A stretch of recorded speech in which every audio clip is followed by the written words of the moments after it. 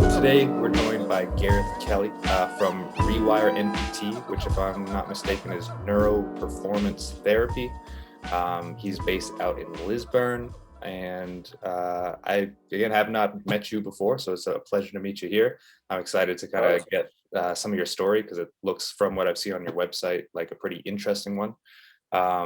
You kind of started off in your movement journey being like an acrobatist or like a circus performer, right? Yeah, well, even before this, so as a kid, I didn't have very many friends, so I kind of just jumped around the place a lot at home.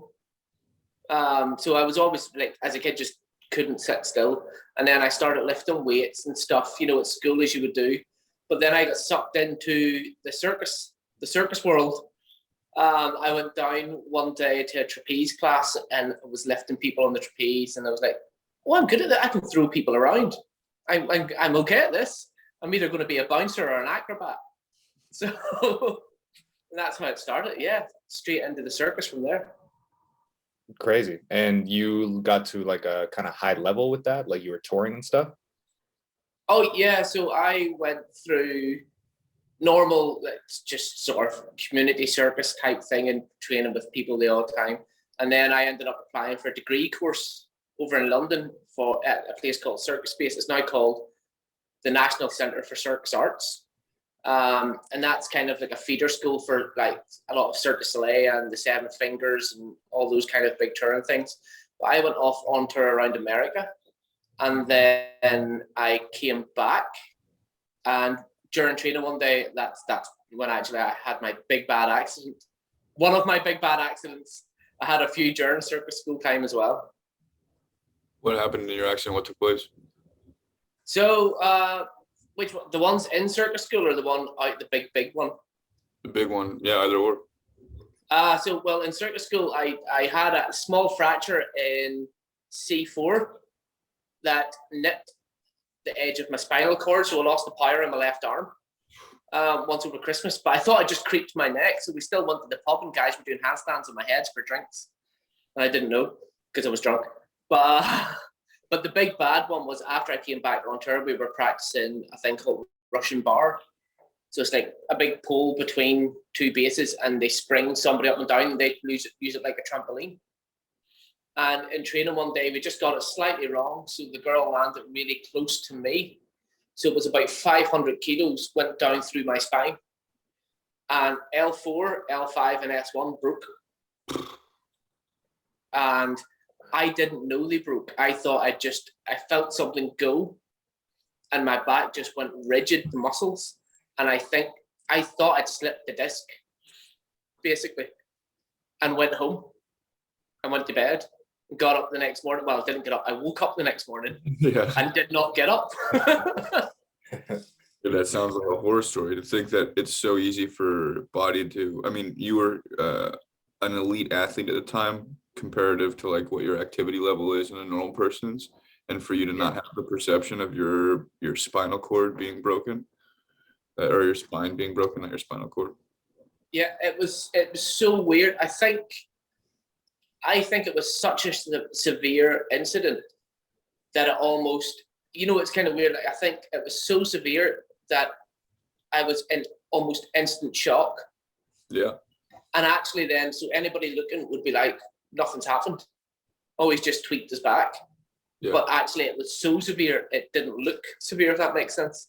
Did it bring to light how sympathetic you had been prior to, or at least did you come to terms to that threshold of your activity level had been so demanding that the injury level kind of conveyed the same degree of perception or perceivable internal state?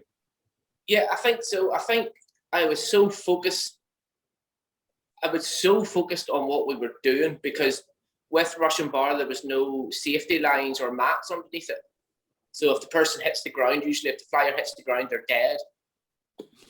So we usually would have to make sure no matter what was going wrong to get underneath the person. So I think I had such a high level of focus, and I was running on such adrenaline anytime doing it. I wasn't able to feel when the structure was getting tired, when the midline was starting to leak. Yeah. because I was focused on this other person, and that was just pushing it too hard, I think. Gotta say the casual drop of midline is a nice refresher because I mean, I'm sure you experience this when you're talking to, I guess, the standard run-of-the-mill trainer, but having to explain what that is, or talking about someone who doesn't fully grasp it, and it being like what are you saying? What are you saying?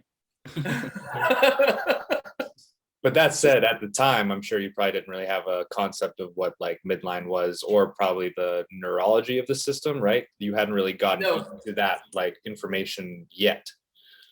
Yeah, I didn't have a notion. I knew what sort of bringing neurology into physical training was, because I was friends with the guy that had a company called AMN, Applied Movement Neurology. And those guys had just started out, and I was in line to be sort of like their initial videos. I was going to be the movement model for it. So like I knew them because they knew my wife really well.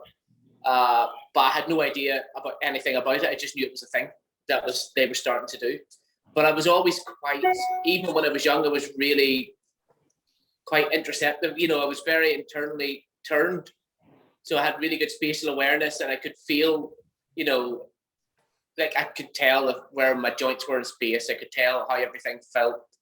I was always a lot more sensitive that way than a lot of people. I was like, what do you mean you can't feel where your bowels are? What are you talking about? That kind of thing. But I had no idea about the reasons for it and what it was or anything like that. Do you think that your perceivability or your ability to interocept, I just generally think that this is where it comes from, but you're welcome to tell me what your opinion is. That hyperactive presentation that you had as a kid, where you were running around and you weren't really like settled. I assume you fell more often than a normal kid, just in that respect, like because you're moving around more. Do you feel like the aspect of familiarity to injury is what gives you the tolerance to become stronger around it? Do you feel like you learned how to become injury proof by way of becoming injury tolerant? Yeah, if you've never experienced something, you won't know how to interact with it. Yeah. So if you've never had a serious injury, you're going to probably, you're probably not going to react well when you're put in a dangerous situation, because you don't know, it's all good and well talking about building safety in strange ranges and safety in strange places, so that your brain and your nervous system feels safe, so that it doesn't freak out. Yeah. But if it hasn't experienced what can go wrong, how can you manage it? Yeah. So definitely, I think that helped a lot. And also because I had asthma when I was really, really young. And every time I ran, my lungs would go on fire, and I would have to I actually put this down to, I think it's my first experience trying to control my breath, was trying to not have an asthma attack on a school run. In the middle of a field somewhere, going, if I have an asthma attack, there's nobody here to help me. So, that kind of, all that, just weird random stuff that happens as a child. Yeah. All that, I think, it's the first sort of introduction. So I think I've always been kind of leaning towards there has this to be kind of thing. It seems like there's that connection, because if you're like, you recognize there's no one there to help you, you must have been in a situation where you hurt yourself and you're like, I can't do anything about this. And that, like, I say that because there's some survivability mechanism where if you get hurt and your first reaction is not to panic, there's like a longer framework wherein you can recognize, maybe I'm not in as much pain as I thought I was, or whatever, something might subside in the immediate reception of the experience. But I've noticed that in trying to teach people how to interocept better, not to propriocept, but to do it without the afferent return, I suppose, without the encouragement of stimulus and the inputs, most people get overwhelmed, like they can't listen to the input data, or there's like a conflict of interest, like something it's saying is not comfortable or whatever. Yeah, well, people, you think on it. Well, this would be my sort of thoughts on it. People aren't built for the way we live today, really. we're not built to be in contact with as many people in cities that we're in contact with, or even walking past or doing. There's so much input. A bucket can only hold so much water. When that overflows, not even like your injury bucket, but like literally just a bucket. Yeah. You could throw 10 tons of water at that bucket, but it'll only hold 5 liters. Yeah. And I think that's the same with the input for a lot of people. So whenever they actually try and sit and pay attention to how their system's managing their input, their system is not managing it at all. So that's why they don't like it. Yeah. It's weird. At the same time, people have a hard time like de-stimulating themselves. Like if their bucket starts to get like half empty, they kind of get a little like skittish, or like all of a sudden they're kind of seeking some more input, usually not in their body, but from some sort of external thing. They have to put on some music, they have to put on a podcast. Is that something that you kind of work with clients in terms of like, one, getting them obviously to interocept and find more of like the ability to empty the bucket but fill up their sensation, I guess, more? And does that require like a turning off of some of the external? Oh, definitely. Like initially I'll try not to have any music or anything like that, or I'll ask them if they go to the gym, do not have headphones in.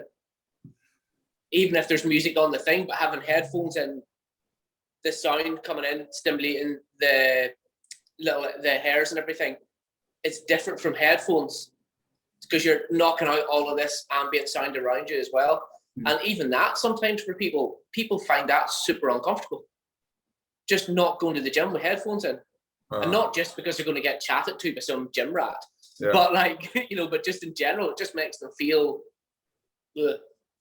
It's interesting that so many people don't understand that, because you see people that are showing degrees of discomfort, whether it be like some variation of anxiety or like some perceivable communication in their own head.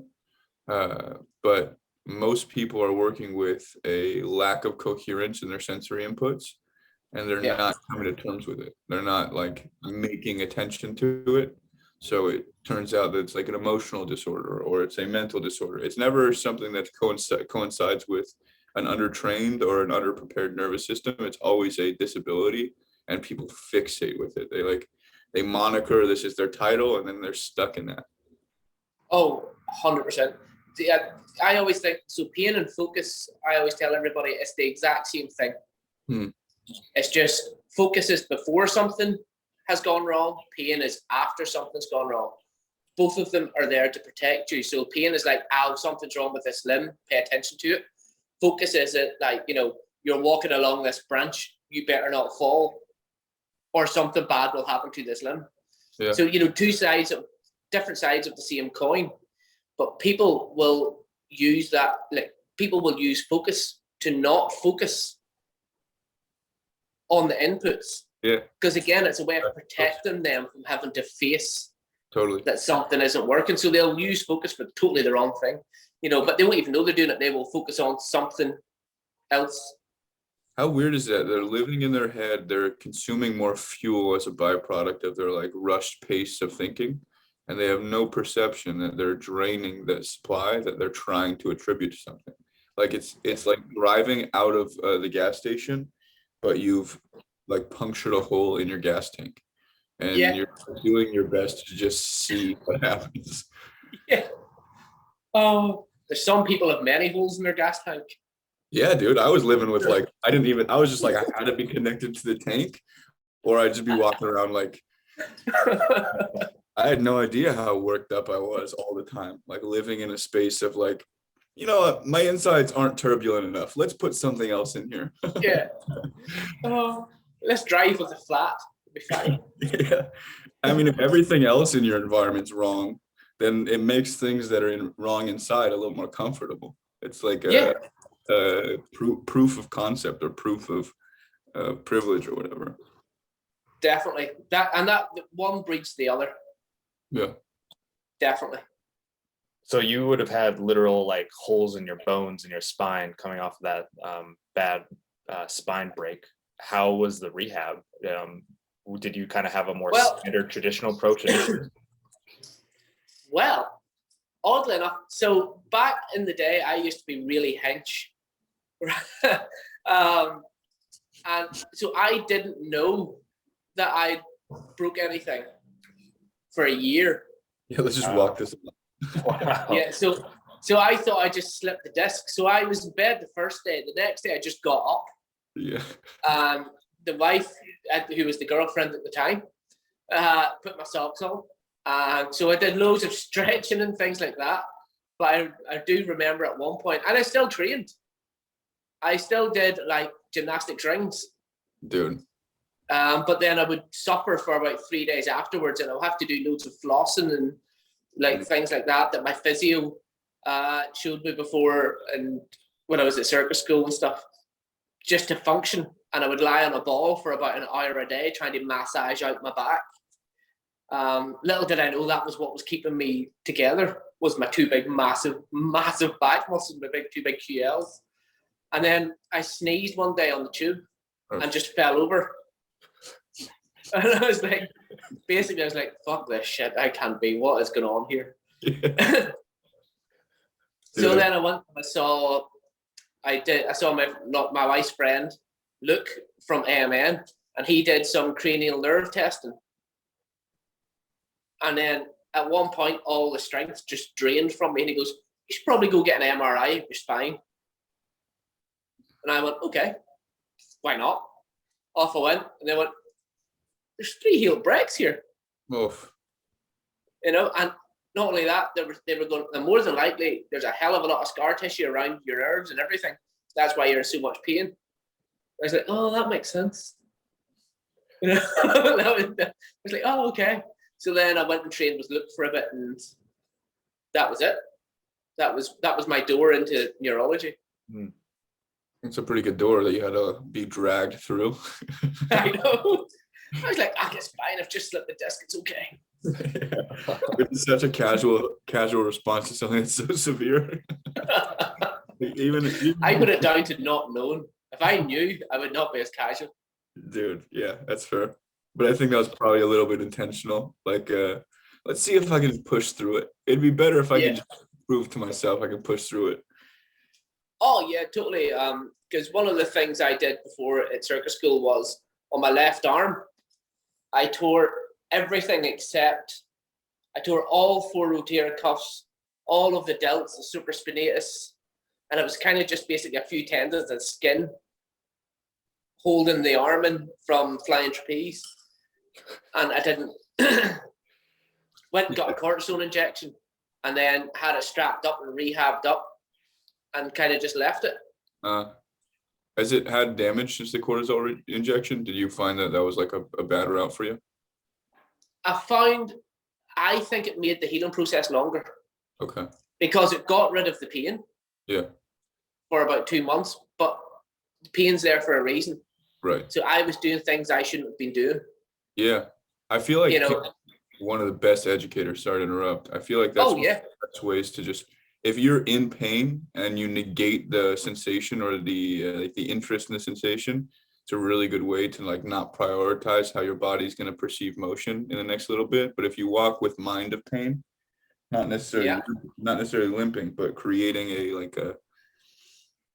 a contingency to get yourself out of pain through motion, like you're moving so as to like dissipate it. I've noticed, I don't know what it was. I was in pain a couple of days ago and I just was paying attention to the fact that I regularly allow myself the pain that I'm in. I don't ignore it. I don't like take a step into the other room and just hope that the pain goes away.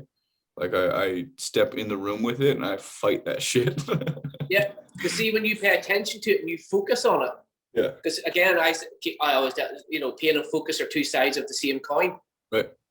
If you're focusing on that pain and being mindful of it and the way it moves and what generates, the pain's going to get less. Yeah. Yeah, you're right. That's threatening. Definitely. But I think that because it totally got rid of the pain for about 2 months, it slowed down my rehab a lot longer because I was obviously then pushing it a little bit too much or trying to move it because initially I couldn't move it because there was nothing that was connected to move it really. And MCLs I've broke both wrists. I broke both wrists boxing on a spinning boxing punch bag, and then did chin-ups on them. I'm just a bit stupid. Like, it's fucking- Yeah, you must have lived in severe degrees of pain or like neural dysfunction for periods of time for you to like have that tolerance or that threshold. yeah, I do think it has. I think I was living off adrenaline so much that the pain tolerance has, and it's still sort of, because when I get tattoos and stuff now, they're very, they don't bother me generally wherever they are. But that's because the pain tolerance is built up from unconsciously sort of pushing through it. So that now it's all, you've built up the resistance to it now. Totally. But because of all the training I've done, that's kind of good. Yeah. Now, but if I was still living the way I was living, I would be ruined. Yeah, I'd agree. I think that there is that difference though, because you're using, so when I go around and I'm around the 80% of people I should not have contact with, that like surplus of people that we're never going to interact with, and they're just like, because there's so many people in one fitted area, we end up in the same store or whatever. Most of them are chickens with their head cut off, like not having experienced that tolerance of, for example, laying in the street, semi-conscious, like I just fucked myself up. I need some help. And then either waiting it out or someone conveniently coming out and being like, you need some help. That's something that most people need an experience of. Otherwise, they're going to be like stuck in a perpetual loop of, why is everyone so stressed and like worrisome around me? There's no justification for me to be like that. Presumably, majority of the people that are like that for cause, it's like they've been injured, they've been traumatized, whatever. But then there's this whole flurry of people who have not had that experience, who like to put themselves in other people's shoes. And they're saying, and they're like, wow, this person's anxious, I might be anxious too, or whatever. Like there's like a total connectivity of shared experience without there being a shared experience. So people can be victims without whatever. And then majority of people who have endured something are likely not the types of people who are, oh, look at how hard this is. Look at how hard this is. So it just brings to show like I was walking across the street. It was summertime. The asphalt was super hot. My brother was in front of me, and he was delicately hopping across the road because it was too hot for him. And I had no idea what was going on. I think I was in front of him, walking slower than him, and he like jogged past me. It's like, what's going on? He's like, it's too hot. And I had no sensation for the heat aside from it just felt nice. And the difference in like, maybe I was barefoot more often, maybe I have less input at some fixed point down there, whatever. But I noticed that it's much more comfortable to be able to have that threshold than to totally avoid it, to like have no wherewithal and no comfort with it. Yeah. And you don't have that threshold unless you've had that experience. Yeah. There's a lot of different versions of that threshold too. There's like the heat, cold, there's a pressure threshold, there's like amount of weight lifted, and then there's also, I guess, the amount of stretch or like a flexibility threshold, and that's something that you kind of specialize in, and seems like it's a big focus of your training. Was that, obviously you would have been kind of pushed towards that with your like circus career, was that something that you inherently were pretty good at, or like you inherently were flexible? No, I was a brick. Yeah. Like I got flexible at circus school, but the old school way of doing it. So having someone push you and do, like Chinese circus school style. And then, but after my injury, it all disappeared. Totally disappeared. Everything, even my shoulder flexion, totally changed. Like everything. Couldn't even properly left and right. That's how tight I got. So then I decided, I was like, right, screw it. Once I finally sorted the back out, I was like, right, screw this. I'm going to get this back. And I was starting using neurology-based tools for it. So like a lot of eyesight positioning, a lot of breath drills, that kind of thing. But also there's a key thing that people, especially people that go to yoga or martial arts or any adult that wants to get flexible, doesn't do, and that's get strong enough to be flexible. So like reciprocal inhibition. So if one muscle fires, the opposite muscle has to relax. Yeah. Otherwise you wouldn't be able to move your limb. People are too weak to be flexible. Yeah. So they'll passively stretch by trying to turn everything off. Yeah. which is great when you're already flexible for maintaining the flexibility, just sitting in that range. Yeah. But after a while, as an adult, your brain goes, fuck that shit, that's dangerous. And it will stop you going any further, no matter how long you sit in a stretch. Yeah. But if you're strong enough to get out of the position you get into, your brain just goes, that's okay, you've got this. This hurts a bit, but it's manageable. And that's so I manage, and that's how I generally teach flexibility now, is get strong. Yeah. That's so awesome. That's the longevity threshold for it. I've always noticed that. Like the one way I've noticed that you can't do a split if you can't pull yourself out of it without like waddling. Like that, the full spectrum of the split is the ability to pull yourself out of it, because that's what you're training. You're training your adductors to really stretch into it. But fundamentally, they should be able to pick you up. And I always realized to myself, like, none of this shit is being done properly. Like none of the stuff, like a muscle up has value. Like you're pulling yourself over something that doesn't have like a coherent ledge for you to like navigate around. But I look at like flexible, or I look at ATG before it had become like as heavily knees over toes guy. And they've done a lot of passive stretching. They've done a lot of active stretching, which I find more valuable, the stuff that they have loaded.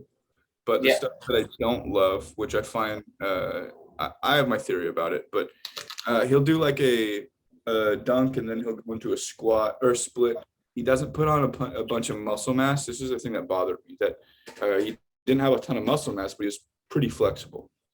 But I realized that he's doing so much force impact exercise that he's putting through his leg the same amount of force that where he's sprinting or something like that.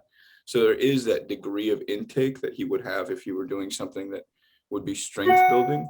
So in the respect of like, if you can cheat your inhibition, or if you can cheat your inhibitory process to where you feel like you're properly or adequately loading the opposite side or the reciprocal side of what you're about to do, you can probably get away with a little bit of increased range of motion, whatever. What is your thought on the quality of, or the emphasis of stretching in those environments? I like range of strength because he's, like I said, it's not range of motion, it's range of strength. He's abiding in a strength protocol, but like knees over toes guy, the flexible, they've gone back and forth. They've like done their thing, and it's either contingent on them doing a lot of squats, so building strength, or doing a lot of dunks. But it's never like the type of stretching, like you say, the old Chinese stuff where you're having a little kid be stretched by 4 different people. Yeah. So I think also all of them have really good points. Like the flexible has good points, range of strength. Range of strength and Emmett Lewis, they would be the two that I would say, like, they would be the closest to the way I would look at things anyway. Yeah. I did a couple of things for Lucas at Range of Strength on nerves and stuff. Oh, right. But like ATG stuff, like the flexible, the feud, that kind of thing is just, it's all talk and semantics. Yeah. Everyone's trying to be specific, but yet not really specific. Yeah. So both of them are useful. And in fact, both of them should be done. It just depends. It should be done to your personal tolerance. Right. If that makes sense. Because there's something that ATG and Keegan and all get, and I actually think they get this quite bang on, is the long range and short range stuff. There's neurally, I think the long range and short range idea, if you ever, I think he's got a couple of YouTube videos on, it's probably worth a watch, is actually quite good, because the way I look at it is structure, so intensity versus activation.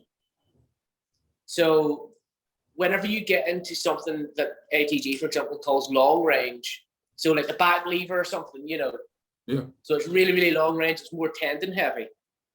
You actually rely more on the intensity to control it.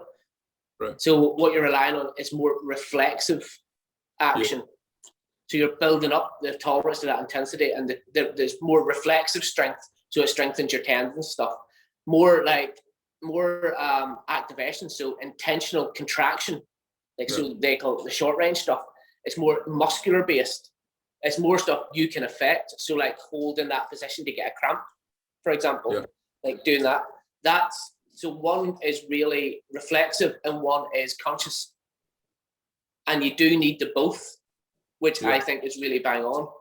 But there's a lot of things well, everybody does stuff that I would go a bit like, but I would say range of strength and Emmett Lewis would be the two that I would say are closest to having it right. Because Lucas, if you're not strong, you can't stretch. Yeah. That's just it. That's the biggest thing. Nerve glides become stretches if you have no muscle mass. Like that's the thing. Exactly. You see people like using nerve glides as like this is a reference to get your sensation, whatever. They have me doing it. It's a course I won't make mention of right now, but I tried out their stuff. Had a panic attack right afterwards. It was awful. but they had me do is like they're trying to show me a nerve glide, and I had enough experience with it where it's like they can be threatening if they're done the wrong way, but they can also be a little dangerous if they're done too forcefully, whatever. The way it was done was where it was like just endure, and I didn't want to do that. So yeah, I know. And I have enough muscle to get like weird ranges of motion where they couldn't, and they were still making me do it. So it was the immediacy of how my body had reacted to like I'd done it. I went for like 25 minutes and I was like, I can't do this. I was like sweating, and afterwards I had a legitimate like it'd been years since my last panic attack, but I'd been like washed with heat. I've been anxious, like that feeling of like not comfortable in my own body that I hadn't had in a while. It's wild how it came back immediately when my nerves felt threatened. Yeah. What do you think, Donna? Your nerves are realistically how your brain affects the world. Yeah. Because muscles are dumb. It's the nerves in the brain that moves the muscles. They tell them when they turn on and what tone they have and everything. Yeah. So as soon as that's like literally, that is getting you to endure. That is like opening your skull and just poking your brain for 25 minutes going, do you like that? Dude. You know, that's crazy. It really is. Well, but that's it. That's the kind of, that's like the more sort of intensity-based, structure-based things like back levers or the natural leg extension or the zombie squats and all that kind of thing. You need to have that kind of tolerance to a degree so that reflexively you don't panic. Yeah. And the same with the activation on the other side. Because some people, as soon as they get a cramp, they're like, ah. Yeah. You know, and it's the same thing. Do you think that ability to, so like the split, like a difference between doing a split where gravity's interacting with you and a split where you're interacting with the eclipse of gravity or like the press of gravity. Do you think that it's a byproduct of learning how to create dynamic co-contractions? So what I've understood is co-contractions are a safety mechanism or a mechanical beneficiary of keeping the joint or the limb more safe. And we'll do that because we want to restrict range of motion or we want to increase output or whatever.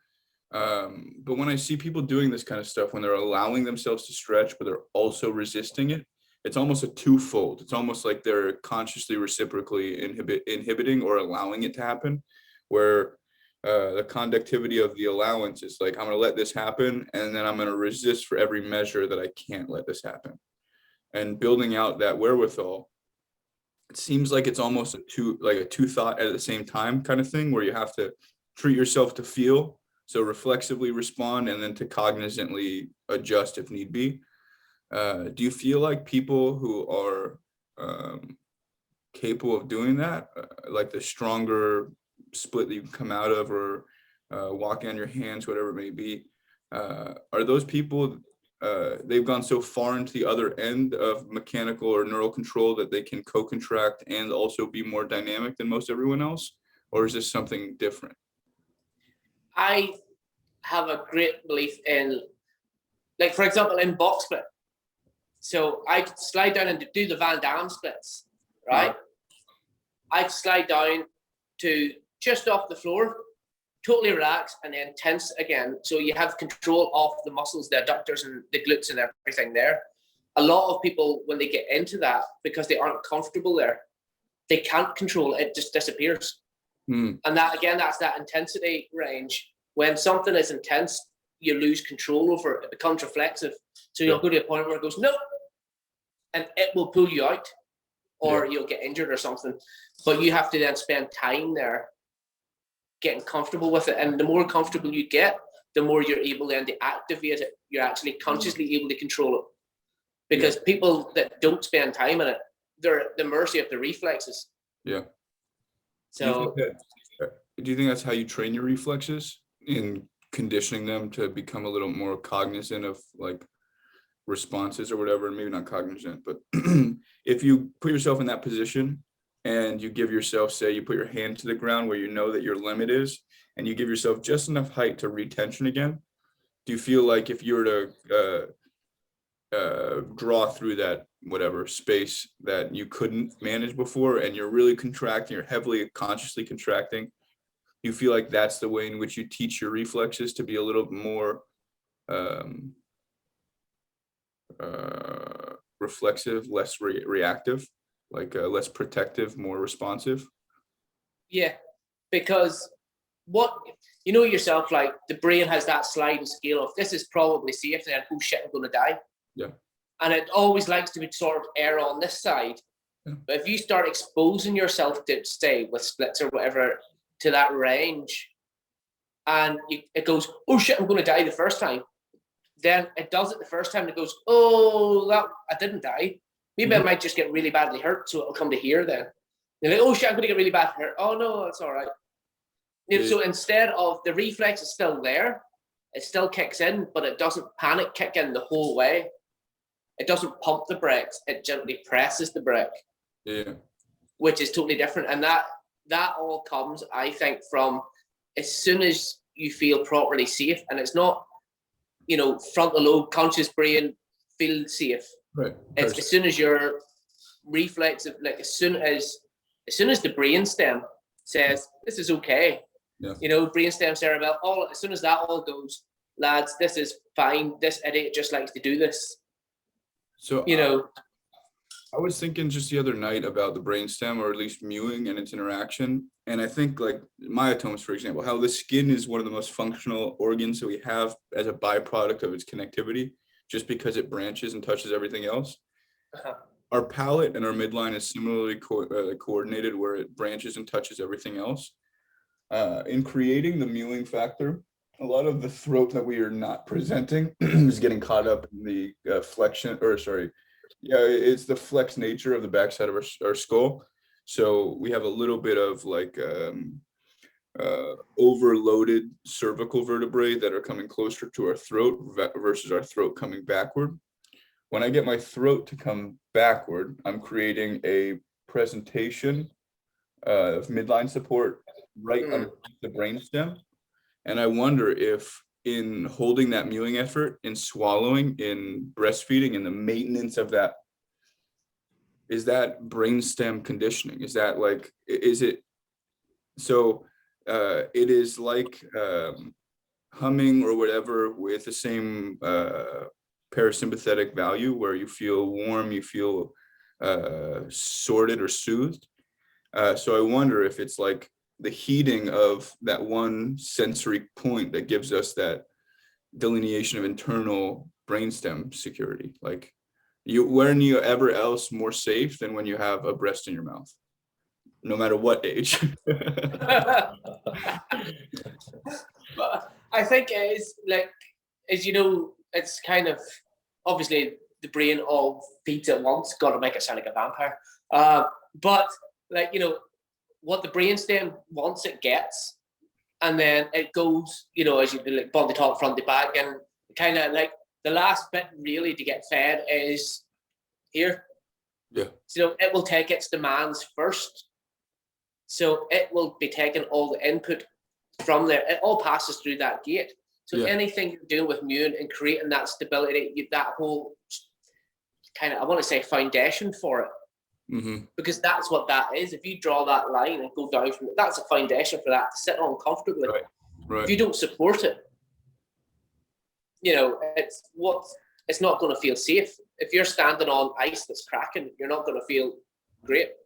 Totally. So I do think that the stronger all of that is, So the more the throat sits the way it's supposed to, the more the cervical spine isn't like under pressure that it shouldn't be under, then it's just going to have a calming effect on everything around it, because that will be able to move the way everything, because everyone thinks it doesn't, all of this stuff doesn't move inside, you know. Some people it doesn't. No, yeah, good point. Actually, yeah, you're right. But I like to think, I just tell people you're a jar of pickles. Yeah. Shake that jar. That's kind of what's happened. Don't shake people's brains out. But you know what I mean. Yeah. It moves. You've seen the sutures, like how half the population doesn't have sutures? Yeah. That's wild. That's weird. I'm saying that. Bet you I'm one of them.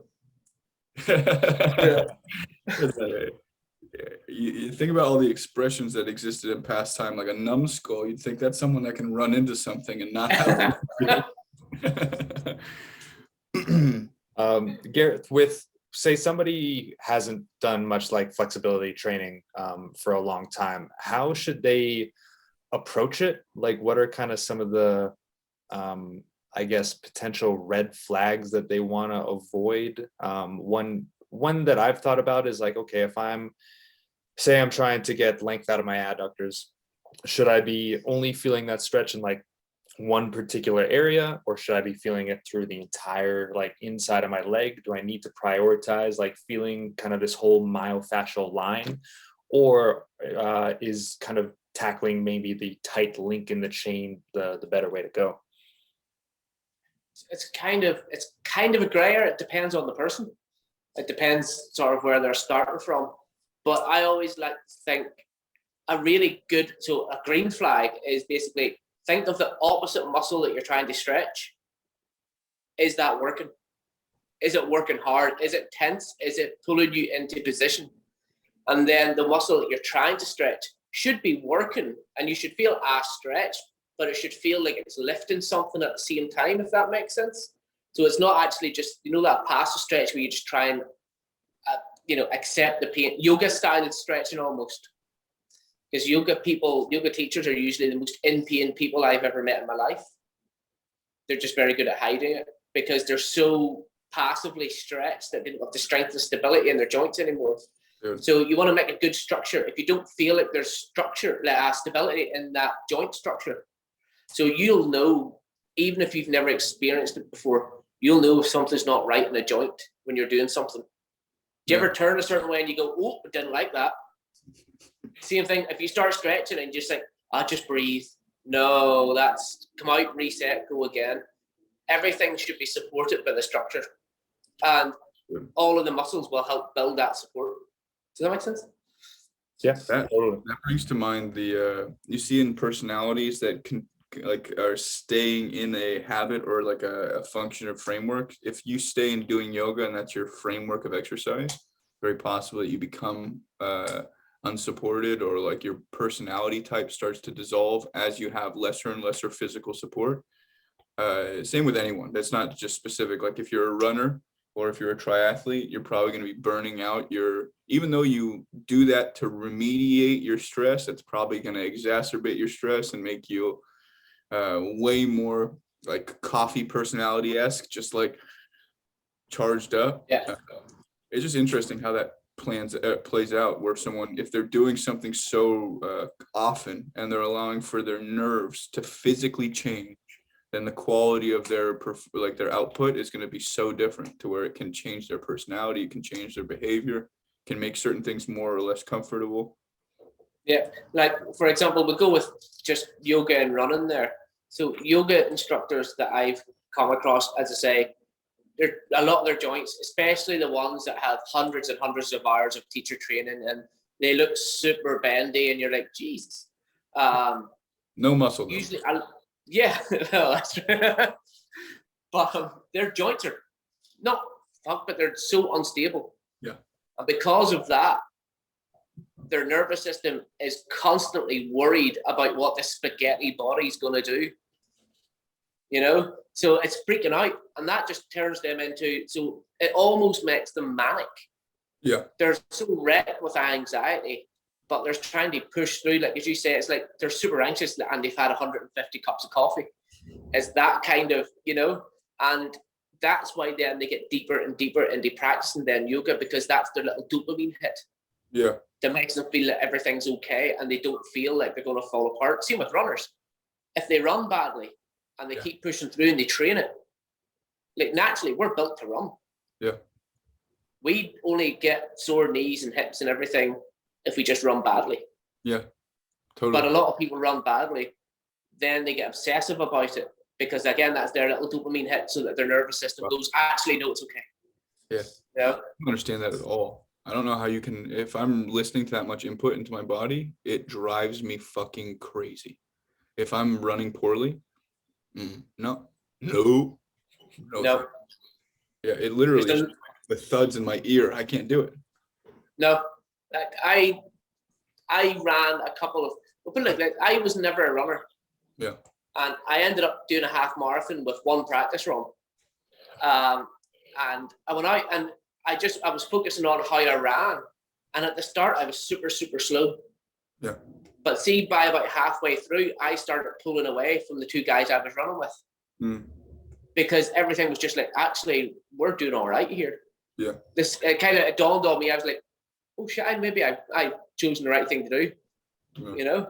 And that's like you can run a lot further, you can lift a lot heavier, stretch more without having to train for edges, as long as you're doing it the way you need to do it.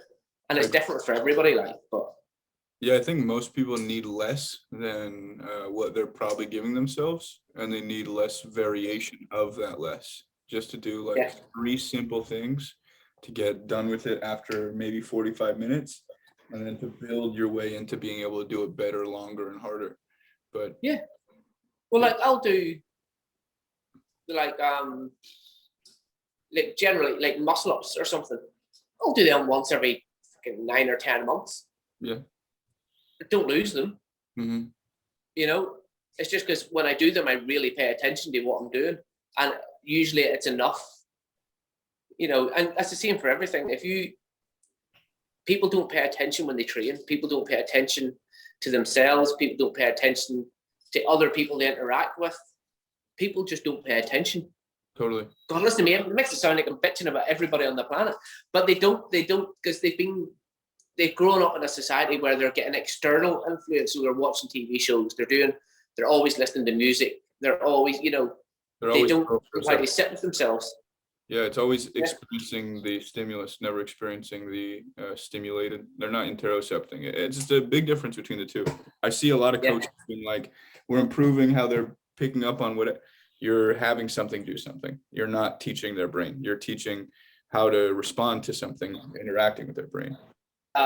When you ask James questions like this, you'll get a lot more of a measured response because he's not as much kind of escaped from prison as I am. I'm a bit more common than James. James will put stuff with big words. I'm just like, nah, people don't like stuff. It's a good balance to have.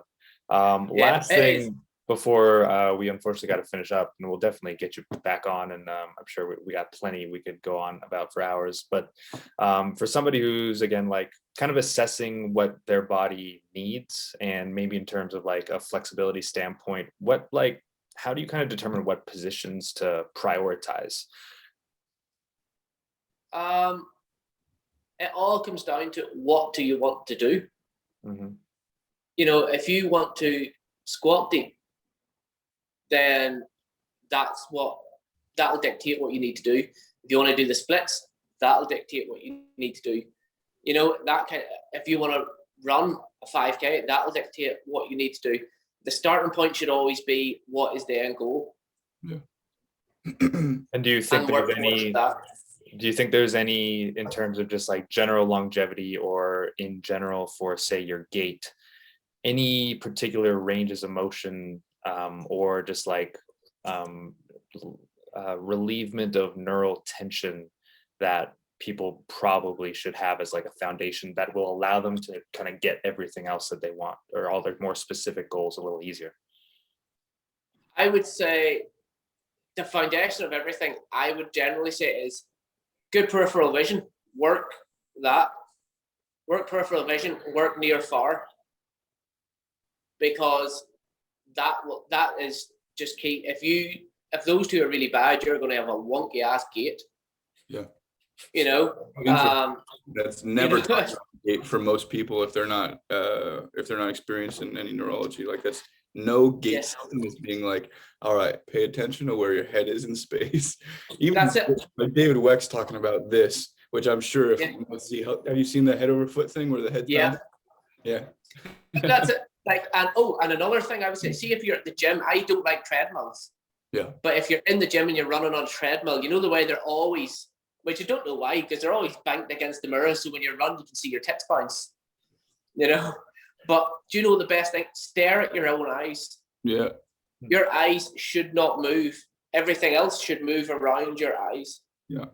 They shouldn't bounce. They shouldn't do anything when you're running. They should be locked and still. So that's one thing I would do is a lot of people when they're in the gym running on the treadmill or even outside, just picture a point in the distance and stare at it. Because as I say, they shouldn't move. Everything else should gimbal around your eyes. Because if there's force coming up through, if there's ricochet force coming up through, and you won't even notice it, but that is making your picture go. Yeah. It's like a pirated movie theater film. You know, it's unwatchable, so it's unprocessable in here. The one that was recorded while running. Yes, exactly. Blair Witch Project.